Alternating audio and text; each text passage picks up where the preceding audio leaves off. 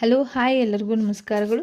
No contact situation ಇದ್ರೂ ಕೂಡ ನಿಮ್ಮ ಎನರ್ಜಿ ವೈಸ್ ಅವ್ರ ಲೈಫ್ನಲ್ಲಿ ಇದೆಯಾ ಅಂತ, ಅಂದರೆ ನೀವು ಕಾಂಟ್ಯಾಕ್ಟಲ್ಲಿ ಇಲ್ಲ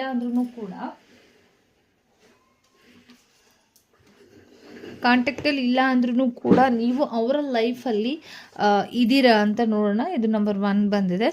ನಂಬರ್ 2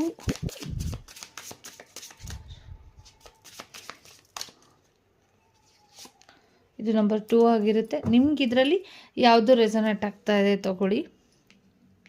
ಇದು 1 ಆಗಿರುತ್ತೆ, ಇದು 2 ಆಗಿರುತ್ತೆ. ನಿಮಗೆ ಇದರಲ್ಲಿ ರೆಸನೇಟ್ ಆಗ್ತಾ ಇರೋದನ್ನು ತಗೊಳ್ಳಿ. ಶಾಂತವಾಗಿ ಕೂತ್ಕೊಂಡು ನಿಮ್ಗೆ ಯಾವ ಕಾರ್ಡ್ ರೆಸನೇಟ್ ಆಗ್ತಾ ಇದೆ ಅದನ್ನು ತಗೊಳ್ಳಿ.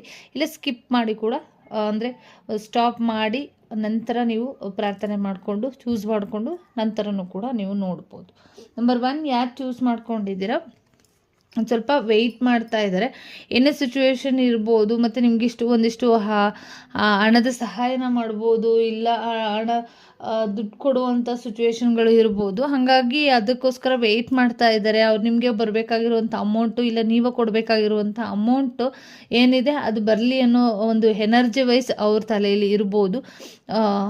ನಂಬರ್ 1 ಇದಾಗಿರುತ್ತೆ. ನಂಬರ್ 2 ಯಾರು ಚೂಸ್ ಮಾಡ್ಕೊಂಡಿದ್ದೀರಾ, ಆ ಕ್ವೀನ್ ಆಫ್ ವಾಂಡ್ಸ್ ಬಂದಿದೆ. ನಿಮ್ಮ ಅವ್ರ ಲೈಫಲ್ಲಿ ನೀವು ಒಂದು ರೀತಿ ಕ್ವೀನ್ ಥರನೇ ಇದ್ದಿದ್ದು, ಬಟ್ ನಿಮಗೆ ಇದಂಥ ಒಂದಿಷ್ಟು ಹೀಗೋ ಏನಿದೆ, ನೀವು ಮಾಡ್ತಾ ಇದ್ದಂಥ ಒಂದು ಸ್ಟ್ರಾಂಗೆಸ್ಟ್ ಏನಿದೆ, ಒಂದು ಹೈ ಎನರ್ಜಿ ಏನಿದೆ, ಅದ್ರ ಕಡೆ ಗಮನ ಕೊಡ್ಕೊಂಡು ನೋ ಕಾಂಟ್ಯಾಕ್ಟ್ ಸಿಚುವೇಶನ್ಲಿ ಇರ್ಬೋದು.